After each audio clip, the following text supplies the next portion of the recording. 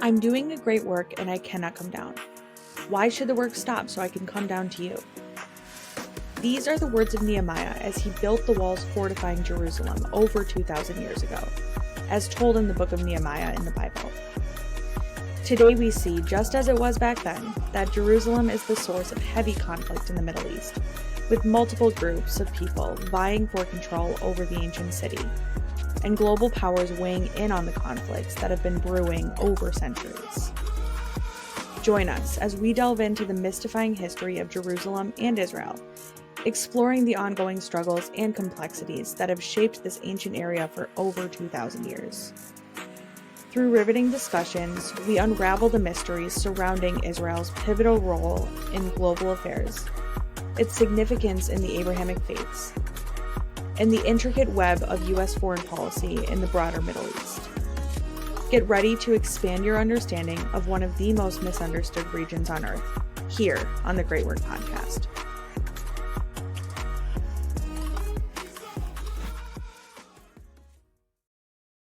All right, everyone, welcome back to the Great Work Podcast. Today we're recording with The Window, as you would know her on TikTok, or Sarah. We met on, I believe, Jake or PGA's live with Ryan, and you guys' that crowd is like my favorite one to go on TikTok because you guys are all, it has the smartest people. I was going to say women, but like the men are really smart on there too. But it's just a combination of smart people, which I think in a world of like where it's just talking points back and forth, it's really refreshing to be in just a smart discussion. So do you want to introduce yourself a little bit, like about your background? Sure. Let's see. I grew up religious, so I have a lot of, sorry, my screen keeps going down. I'm so sorry. I have a lot of background in learning Torah and in learning history through the context of religion. I spent a lot of my youth learning straight out of the books, learning how to translate the Bible from Hebrew into English or even from Aramaic and studying Rashi. And just growing up in religious environments where, I had so many opportunities to really understand what a Jewish community is. And I like to say, I know what they say when the doors are closed. Like, I know all the inner secrets of the religious community and what Jews think. And I've also lived as a conservative Jew before my family became Baal Tshuva, which means that people become religious. And then I've also lived completely off the derech, which means like left the fold. I have a broad range of experiences of being a Jewish person. I would say a huge portion of my family is living in Israel. So when this conflict, when this war, when this incident, when this major thing happened, it's affected me on a lot of levels. Totally. Yeah. Totally. And I really like your content because you talk a lot about, that stuff, but also you talk a lot about radical Islam. And I think that's something that's really hard to talk about on TikTok because I think you said like a lot of your videos get taken down. And I've had videos taken down before. I've noticed that whenever I make a video talking about Islamism, which is radical political Islam, and I didn't come up with that term, that's the educational term used for radical political Islam or fundamentalist Islam that is tied in with the statehood. People will just say, well, you're Islamophobic. And I'm not Islamophobic. I'm talking about radical political Islam, which is, things like this. But it's always mistook or mistaken, and they do that on purpose. So do you want to talk a little bit about I think there's that aspect of it. I think this is a big issue for a lot of reasons. There's that aspect that you're talking about, and there's also the issue of a certain amount of bullying and fear that comes with speaking out around Islam. So, for instance, I mean, we all know what happened with Salman Rushdie. I don't know if you remember Salman Rushdie. He wrote a book called Satanic Verses. And after that, his printer, the translator, the guy who made the ink, these were all people that were unalived.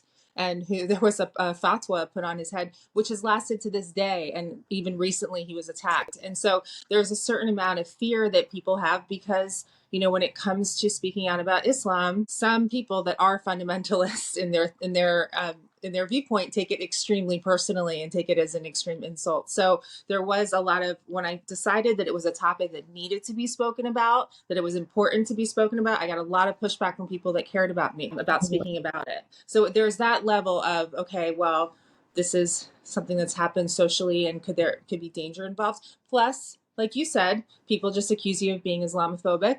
And also I think that the climate of TikTok, like the social aspect of it is like, I think that there's a lot of, I would say like verbal abuse, but like people really tear you down and they like to fight with you and insult you and that kind of thing. So it's taken a few different moments of kind of developing a thick skin. But I decided this is a very important topic. I don't want to be bullied into not talking about it. I think that the whole world should be talking about it. I think that Muslims should be talking about it. And until we can start to normalize this conversation and stop having it be taboo, I don't really see how we can start to make some strides in changing anything. Totally. Because here's the thing, if Muslims talked about it, we wouldn't have to. If they talked about it and said you're interpreting these verses incorrectly or you're prioritizing radical verses over the peaceful ones or anything like that, if they did that, then we wouldn't have to have these discussions at all. Unfortunately, there's a group of people that have some people would say perverted, others would say prioritize the more radical verses in Islam. And if we don't talk about that, if we don't have that open discussion, then we can't stop it. You can't fight an enemy that you won't define.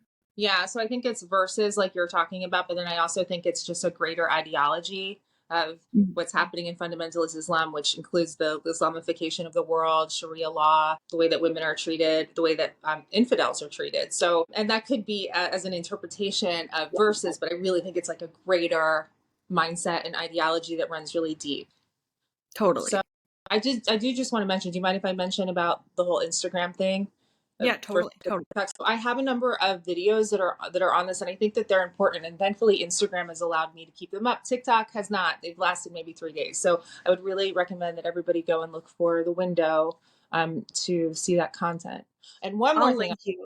Yeah, thank you. And one more thing I want to add about those is that I decided as an important, not like a strategy, but that it was important for me when I started to talk about it, was for me not to interject too much of my opinion, but really allow the fundamentalists to speak for themselves, which they do plenty of. And so it's hard to really argue with that. Totally. Well, let's go into what those videos say. So I know that there are two about the treatment of women in fundamentalist Islam and then the children of fundamentalist Islam, or really Hamas. So let's talk about, people, it's like a weird thing when we Americanize the situation and people say like, oh no, they just want to have freedom from Israel. Hamas is not given a lot of freedom to women in Gaza. Do you want to talk a little bit about that? Well, what I was showing in my video called The Women of Hamas is really showing, first of all, and if you look at the Hamas charter, there's one section of it that talks about women. And the main role of women is to have children and then to train them in the ways of jihad and martyrdom. And so this is, the main thrust of what's happening there. And so what I was really showing in that video was not just that women are oppressed, it was actually in some ways how they're empowered. And by doing that, the one way that they really seem to be empowered is by teaching their children to be martyrs, by wishing that, by finding joy in that, and by raising them on a diet of that it's their greatest glory, and what's interesting about this is you would think that it was the younger women that were the most radicalized, as it seems that kind of happens, and it's not. It's like the grandmothers. It's these grandmothers that one after the other are saying, you know why women have so many children in Islam? Because we have so many that we can offer up for martyrdom that can be shaheed, which is basically, what's the word? S-bombers and martyrs for the cause. Yeah. Yeah. It's crazy, but you're so right. And it's like, it's a weird thing being raised on Judeo-Christian values where it's wrong to kill yourself or kill others. Yeah. To put yourself in the mindset of how they are raised, which is that way, that if you kill yourself in the name of Islam or in the name of killing Israelis or Jews or Zionists, whatever word they want to use, to them it all means the same, that's a great thing. I can't fathom being raised like that. That's how they are raised there.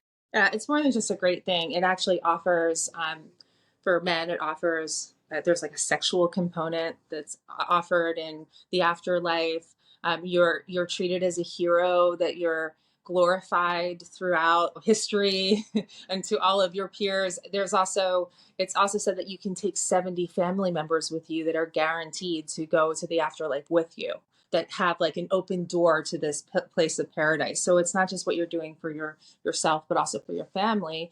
And then the additional thing is that, I know that specifically in the West Bank, they have what they call pay for slay, which is you actually get a stipend for your family after any of these events. So there's a lot of mental, psychological, and financial incentive to martyr yourself, Yeah, probably more that's than anything else. right. Well, Yeah. so with the pay for slay, I mean, a Palestinian martyr, as they would call them, someone who goes and kills themselves in Israel to try and kill Jews, they'll make more for murder, like 4 times as much from pay for slay that they would as a public school teacher, paid by the same government. So Yeah. I was talking to a rabbi that he lives in a settlement in the West Bank, and he was saying his friend was murdered, like stabbed by a Palestinian terrorist at a grocery store in the West Bank, and that terrorist killed his friend and maybe 2 or 3 others. So he'll be in jail for the rest of his life. He gets to live free healthcare, free food, roof over his head, and then he gets a payment either to his family or into a Swiss bank account, which he has access to for the rest of his life. And by the way, on October 7th, when they went and took hostages, Hamas did, they were trying to get people like him released from jail, because that's the prisoner release that they're trying to exchange. They're trying to get people like him out so he would have access to that money. And what would he go buy with it? Weapons? Who knows? So Right. it's They a really also scary they thing, offer, right?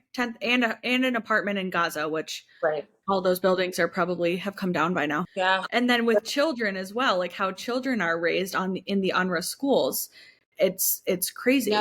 that is like a whole thing that is honestly, I think people are trying to make it like these aren't UN employees. If they're UNRWA employees, they are UN employees, which means that the UN is sanctioning and paying for the training of terrorism. And this isn't just a little bit of training of terrorism. This starts in kindergarten, and it systematically goes up through the different stages of school. I can't tell you how many school plays and graduation ceremonies of kindergartners we're showing terrorist scenes, we're showing kidnapping of Israelis, of IDF, of showing people being martyred just in kindergarten. And I mean, do you know about this show, Tomorrow's Pioneers? Yeah. Okay, yeah. So Tomorrow's Pioneers, if anybody doesn't know, it's like a Sesame Street type show. It's very popular in Gaza, and they have Mickey Mouse characters and other characters. All of them eventually get martyred, by the way, which I think in itself is a very psychologically sick thing to do Weird. to children who might have a very strong attachment to a character. But they literally teach the kids to kill Jews, beat up Jews, martyr themselves, glory suicide bombers every single time, all the time. And the saddest part for me is like they were showing this one little boy, and they said, what would you like to be when you grow up? And he says, I want to be an engineer. Why do you want to be an engineer? So I can learn to make bombs and kill Jews. This is the type of mentality. Then after Right. that, you go from these UNRWA schools straight into the Hamas training camps, which started around 13. And then after that, you end up graduating into being a full-on Hamas soldier. It's literally a systematic creation of an army of martyrs. Yeah, it's great. And my 2 thoughts on that are, one, when people are talking about this conflict and they say, well, what about the women and children? They'll say, like, a lot of these children unfortunately have been radicalized. Now, do I think that they deserve a death sentence for that? No. But if they're willing to go out and kill themselves, maybe their brain isn't fully developed, but they're still holding a weapon in this war. Israeli Absolutely. soldiers don't ask for people's ID before they shoot at them when someone's shooting at them, right? They just have to neutralize that person. Yeah, so it's a tricky thing when it comes to children, because I do believe all children are innocent and that they do Mhm. need to be de-radicalized, and hopefully that is something that will be possible when this war is over. When the actual line is drawn from when a child becomes responsible, like you said, obviously, they are, I mean, I don't want to come off like I'm saying there haven't been a lot of innocent children killed, because I know that there have, but then they are also, they also had 15, 16, 17, 18, up to 19-year-old children that are in the Hamas army that they're including in the child count. Hmm. And then, yes, I think that if there is a 16-year-old that has a rocket launcher at your face, then you have to neutralize that target. So it's a tricky thing, and it's a extremely sad thing. And quite frankly, I think it's the most deplorable child abuse I've ever witnessed. Right.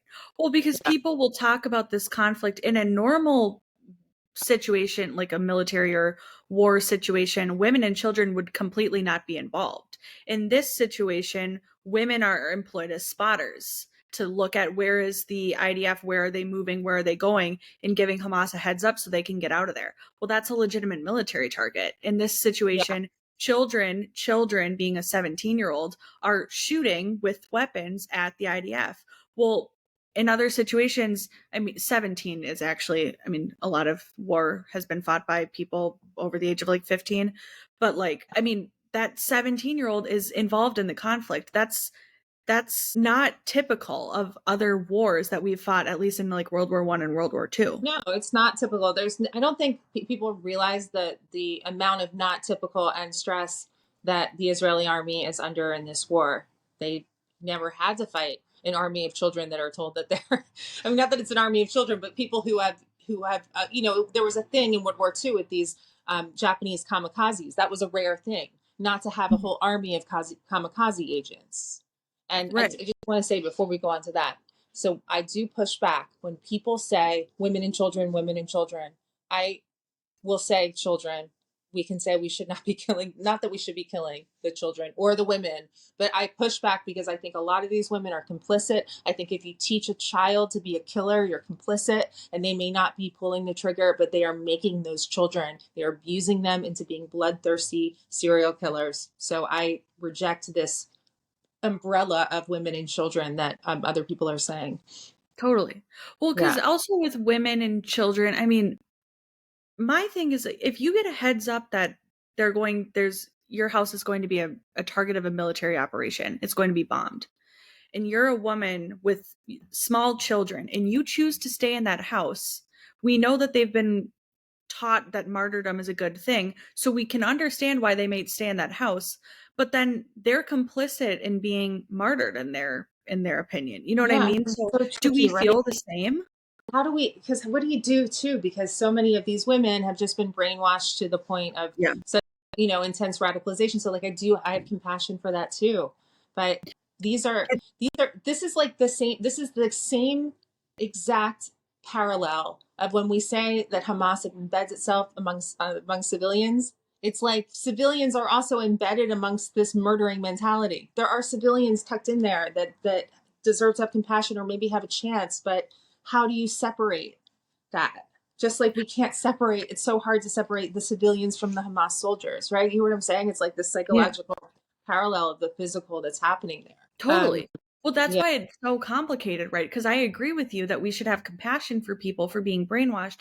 At the same side of things, it seems like the pro-Palestinian argument is, well, they've been brainwashed, so they don't deserve, so there should just be no operations to take them out. Well, if we well, don't right. take them out, then they continue to be brainwashed. Well, not just brainwashed, but brainwashed to the point of being the most dangerous people ever, right? I mean, so it's like you can't. I mean, there is. I think that comes up even in American judicial systems where it's like, okay, well, yes, this person is a killer, but he was horribly abused as a child.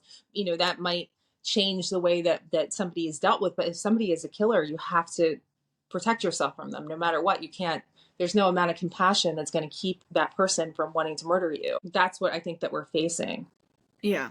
This reminds me of a conversation I had with AK Kamara. I don't know if you know him from TikTok. I've actually known him for a really long time. He makes political videos and stuff like that, but we're both from Minneapolis, and he was talking about, like, I don't know if you've ever been in a fight, but if you're in a fight with someone, if they really want to hurt you, it is really hard to get them to stop them from hurting you if you don't hurt them. And that's kind of one of the unfortunate things in this situation, where when people say, like, well, we should just, there's a diplomatic solution. How is there a diplomatic solution when these people are willing to go kill other people? They have not surrendered yet. I No, think no. the latest thing that they said is that they're willing to surrender if they have if they can, they'll it's a partial surrender, but they'll just hold another election. Well, Hamas's approval ratings have actually gone up since October Yeah. 7th among Palestinians. So that's a non-starter because they know that they would be reelected. Yeah, I mean, I have a philosophy about this, which I called in one of my videos the Hamas kamikaze mission, which is that I believe that in some ways that the main point of this whole thing was to turn the world against Israel, and they are willing to sacrifice the entire population of Gaza to do that. They're willing to sacrifice all of their children. They've said it many times. I mean, this isn't even me making things up. I mean, I've heard them over and over say we are a civilization of martyrs. We are happy to sacrifice our children. And I believe that they know that they can't win. They're doing whatever they can to turn public opinion against Israel and against Jewish people. And they want to take out as many IDF people as they can on the way out. That's what I think. I think it's a suicide bomb mission of an entire people. I think in many ways they've been successful at it. That's what we're on TikTok every single day fighting against and dealing with the fact that people don't understand this. Well, and another interesting component of that is Iran. They're funded by Iran. Iran is fully willing Sorry, to leave them out to. silence. That's okay. I'm in the city. Yes, it's funded by Iran. Go on. And Iran's willing to just another conversation I had with Michael Pregent, who's a former military counterintelligence officer. He was talking about he worked his whole career in stuff like this, and he was saying Iran will fight to the last Arab because they view Persians as better than Arabs. So they don't. So they know Hamas is willing to martyr themselves all because it'll make Israel look bad, and they've convinced them that that's a good thing. And then Iran still has its other proxies, and they get to live on to hopefully they want to take back the Levant in Jerusalem. So it's crazy. Yeah. Well, I know that at the time when Hamas did their attack, they were expecting Hamas in the West Bank to join in, for Lebanon to join in, Hezbollah to join in, for Iran to come in. They were really expecting it to be this surrounding situation.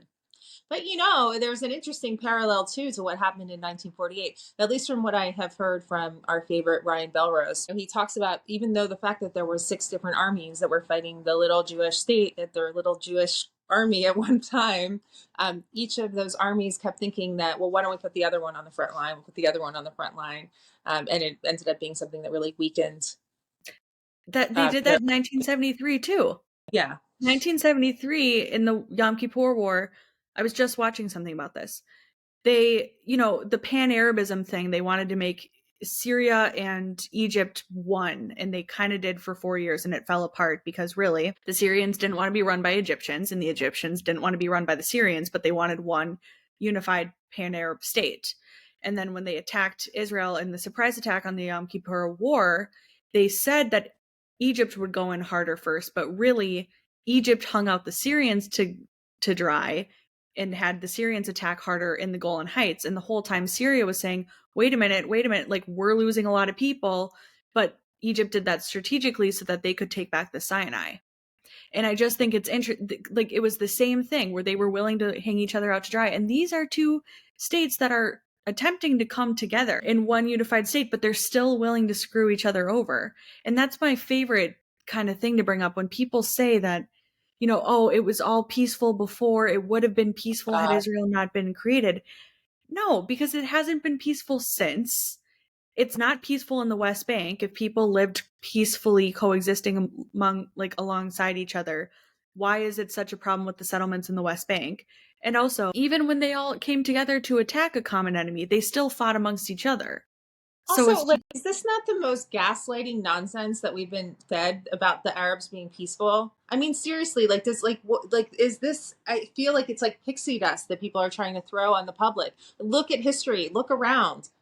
How many of us in our lifetime have had to endure even mentally traumatic situations from terrorist attacks that come from radical Islam, right? 9/11 and what happened in France and, in England, the Ariana Grande concert. I mean, there's so many different examples.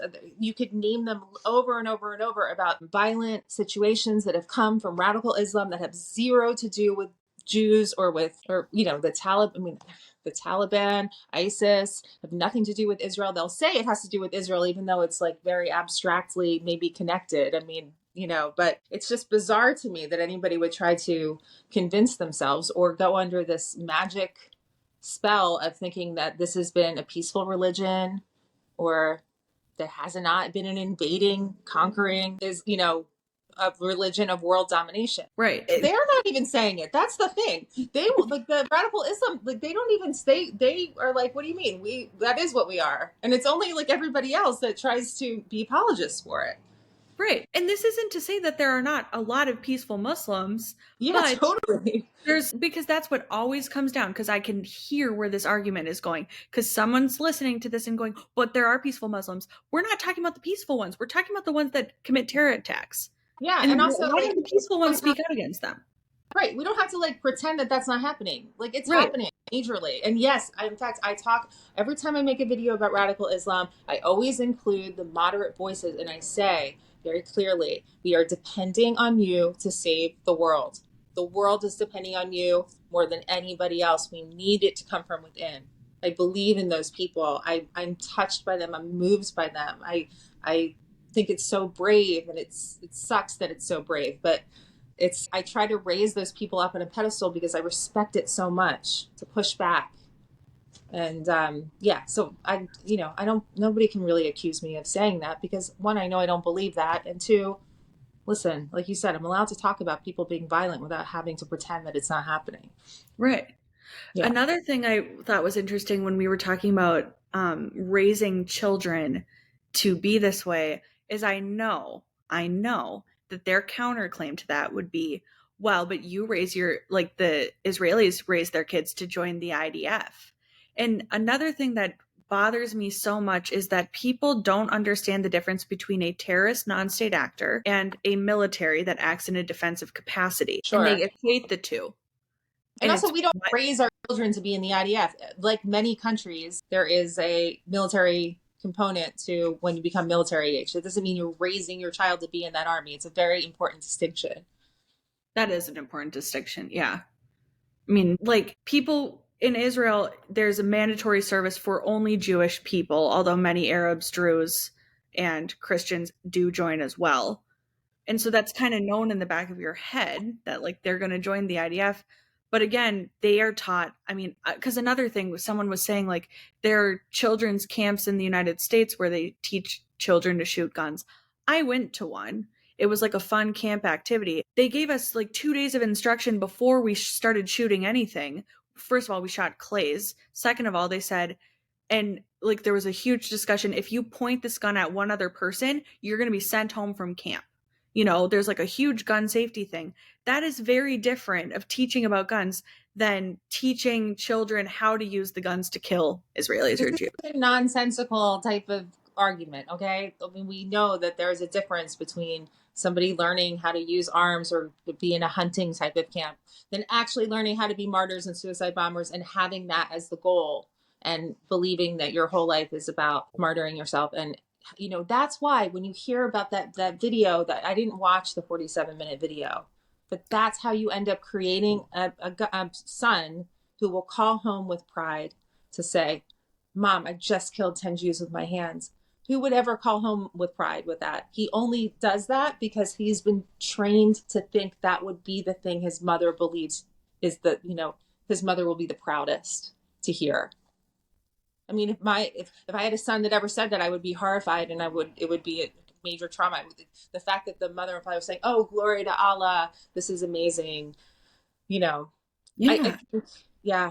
I believe that there is radical Islam that is existing all over the world. I believe what's happening in Gaza is some of the most extreme of that. Totally. And how do we get rid of it if we don't topple the enemy? I mean, if we want to give better lives to these men, women, and children who can't get jobs, who are radicalized in school, and who are taught it's a good thing to give their life up for this goal that they cannot achieve. They can never militarily defeat Israel. It's not possible. Yeah.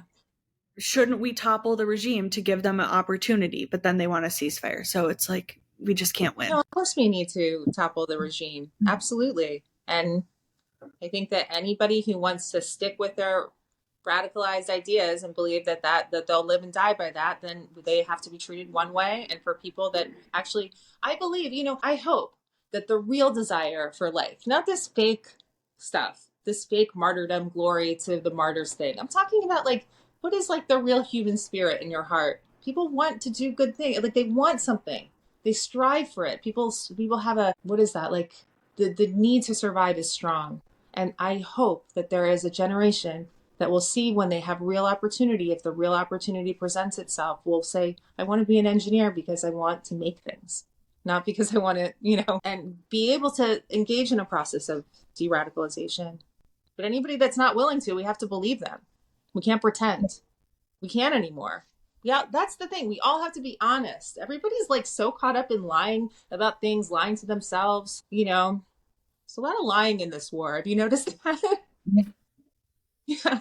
Or just the intellectual dishonesty of what I was like, where they'll just try and draw one parallel or like one bad parallel and be like, well, Israel does it too, so therefore they're both bad and both should just be. It's like, no. It's the anti-Semitism. It's the deep anti-Semitism, which is clouding everybody's reasoning, because it's, instead of being able to see things clearly and be honest, it's just, there's this obsessive compulsive need to, blame Israel for everything and vilify Israel in the deepest ways. And it's really getting in the way of the peace process, if you guys really want to know the honest truth about it. And it's incredibly disappointing. Yeah, sad and frightening at times, and shocking, really. Do you have an opinion about how de-radicalization should work? Yeah, I don't know if I can. I don't feel like I can answer that honestly without putting more research and knowledge, psychological backing. I'm really into research, so Yeah. I don't know, but I think when people, an argument that I am rejecting too is when people say, well, if we bomb Gaza, we're just going to create more radicalized. They can't get any more radicalized. They've reached max. They are maximum radicalized. And, we've seen other countries be able to de-radicalize themselves. I mean, like, my heart was bursting with joy to see in Germany the outcry of support for Israel, the projections of the Israeli flag on the buildings, the way that people have, both as a country and personally, spoken out to me. That's happened in Japan. It's something that is possible. We see historical proof of this, so it's possible. I don't know exactly. Yeah, I don't know exactly the process, but well, it's interesting because I mean, I think it goes back to people are not rooted in fact and don't understand the history. So people don't look at, I mean, they don't understand that. I had one woman who really should know better comment on my feed when I was defending Israel blowing up weapons reserves in Gaza. She said, why can't Gaza have weapons to defend themselves? Germany is allowed to have weapons after World War II. And I was like, well, they weren't allowed to for a very long time. Right. Hamas is not surrendering. They're not using these weapons defensively. Germany did unconditionally surrender. Hamas has not yet unconditionally surrendered. They need to be demilitarized. If you are using these weapons offensively to specifically target civilians, you don't get the weapons. That's universally understood. Germany's still not allowed to sit on the UN Security Council after World War II. I mean, they've come a long way, but we're still not super trusting of them. And if they start to get a little bit nationalistic at all, other European countries are going to go right in and say, no, not allowed. Right. Yeah. Same with Japan. I mean, they went through systems of de-radicalization, and really, we still help Japan's military more than their own. I mean, we have a base there. They want our base there. But it's just crazy. People just don't have an understanding of the history. Same with people don't understand how things work in the Middle East. I was just talking to someone last night who said that this is absurd, and it's the truth. The reason we keep having radicalization in these pop up in different areas of the Middle East is because of the flow of foreign fighters. So like when ISIS was toppled, all of those foreign fighters traveled from the former caliphate to Afghanistan. That's why it got harder to fight in Afghanistan. And we pulled out because they all went and joined the Taliban because they knew the fight was there. Basically, these guys, if they ever want to get their jihad on, they just hop from fight to fight to fight to fight because they don't really have border control. One of the reasons Israel does look over the border of, yes, what gets into Gaza and the West Bank is to make sure those foreign fighters don't say, oh, let's go with the Palestinians and fight their fight. That's one of the reasons this fight hasn't got as bad. So, but people don't understand this. And so they think that more people are being radicalized. Well, that probably is happening. Also, what's really just happening is the already radicalized people hop from fight to fight. And people don't understand that. Yeah. Have you ever have you heard Lal Sharif talk at all? He's I one don't of my know. he's one of my favorite progressive Muslims that really talks about what it was like for him to being raised to hate Jews and letting go and realizing that that wasn't the way. He's in Emirates. Now, Emirates has done a lot of really interesting things. For instance, they have changed their textbooks. They no longer refer to Israel as occupied land. There was a big push to change from school age how children are thinking about Israel, recognizing it. I mean, I think the Abraham Accords was a brilliant plan. It was extremely creative thinking. Everybody is always concentrated on, peace in the middle. Like we have to create peace between the Palestinians and the Israelis. But there's a lot that people can say about Saudi Arabia. But I heard one of the leaders there talking about the fact that, when you really care about your country, you want innovation. You want scientists. You want people to build new, greater things. You want invention. And all of this is being held back by this hatred, by this, you know, desire to conquer and all of this war and hating Jews and all this stuff. And so I think that in that respect, there are many Muslims and Muslim leadership, like the Crown Prince of Bahrain, that have seen the light, that care about their people, that want to step into, the new century and not be living in this kind of Stone Ages time of let's just conquer the whole world and then what? Then it'll just be this giant Muslim caliphate. Is that what I guess some people really want that. But I think that, yes, that's what I'm saying. It has to come from within. This de-radicalization has to come from Muslim leadership. Totally. And because it Well, has to be sincere, right? Like it has to be sincere. And that's the only way it's going to be sincere if it's really coming from within. and I think that they just inherently won't trust a Western power coming in to de-radicalize. It's gonna have to be someone that they at least see as like better than them and not worse than them, I think. But it has to be somebody that really feels it. I mean, that's really been the heartbreaking part, is that with the UNRWA schools, I mean, besides the fact that their curriculum is just brazenly, brazenly anti-Semitic and actually wanting to murder Jews all the time. But when I read reports initially yeah, of those things, I mean, there are certain things that have come out of the war that I've been like, I thought it's so absurd, it can't be true. I have followers who send me photos of their friends in Gaza who are looking through these homes that have been abandoned to see if there's tunnel entrances or weapons. And if either of those things are in there, then they blow up the house. That's why there's so much destruction there. that's what people don't understand. There is it is almost more built up underground than it is above ground. So what is Israel supposed to do?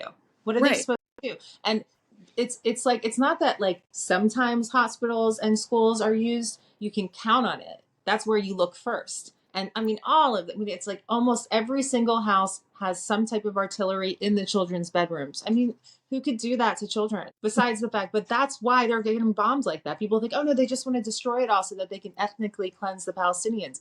No, this is serious. This is serious. Yeah. But I didn't, because I've always seen the thing where, especially that they had copies of Mein Kampf translated into Arabic that they put throughout the Gaza Strip. And I was like, okay, that's a bridge too far. There's no way, right? Well, no, I've had followers, again, their friends are in Gaza fighting these wars, and they send me pictures of the homes with the weapons, and almost every child's bedroom has a copy of Mein Kampf in Arabic. And it's like, why would they lie to me about that? Like, like, why would they send that to me? Like, it's clearly true. It happens often enough that I'm being sent like, how do you get over it? Like, you want to believe it's a lie, but it's not. It's clearly true. No, it's absolutely true. I just don't think that I think it's so unfathomable that people can't really get their minds around the reality of it. They've never seen anything like it. They don't understand the extent of it. Yeah. That's everywhere. Totally. And that there are 500 kilometers of underground tunnel systems that need to be destroyed. And it's running all under Gaza. And there are terrorists hiding in them. People don't understand it. Yeah. Well, I mean, the good news is we have a lot more misinformation to look forward to as they root out all of these tunnels, right? Yeah. A lot more work to do on TikTok. It's true. But yeah. I do want to, I think it's an important thing that we do. I do want to say that I do believe that de-radicalization can happen. We've already said that. I always feel like I have to like double down on my Mhm. reassuring everybody that, like, so they don't call me an Islamophobic racist. But I did put out that one video that says I'm sometimes Islamophobic because I am terrified of fundamentalist Islam. I think they're scary. I think we all Well, should and a be. phobia is something, it's an unexplained fear. And Yeah. I think there's reasons to fear fundamentalist Islam, especially when it's coming against Jews and you're Jewish, you Yeah, know? no, but I also want to push, like, anytime somebody tries to label me something, I always want to push back and be like, yeah, okay, sometimes I'm Islamophobic. Like, what of it? Like, stop it with trying to, like, white shame me into a corner. I won't accept it. Right. Or people talk, We oh, need you're to too stand up. white to talk about Jews or history or Judaism or Islam. It's like, what do you, like, no, like, stop, don't put baby in a corner. Right, exactly. Well, I Yeah. think that this was a good discussion. I mean, I hope people take away from this that, like, you know, the women and children argument, I think, is the hardest one to come against. But I hope this conversation has helped people understand how to have an argument with someone or how to respond to this claim of like Israel's just a terrible actor because women and children in Gaza are being hurt and Yeah. this radicalization isn't real. I think that it's an important thing that we do have some truth about it and talking points, and that we push back against a false narrative, and that the only way that we can actually make change, right? This isn't just a decision to want to just carpet bomb and just, ethnically cleanse an entire race. We're talking about actually creating change. And the only way to do that is to start by being totally 100% honest about it. And that's what I'm trying to do with these videos and by talking to you about this. Yeah. Well, and so people need to be not afraid to speak up about this like we are not. And everyone needs to go follow Sarah on Instagram and TikTok so that you can Yeah. learn more. Yes. Thank you. Please follow me and please follow Amanda. And thank you so much for having me. This is so Yeah, nice. of This is course. the first podcast I've ever done. So this is exciting. Oh, well, I'm glad you liked it. 1 second.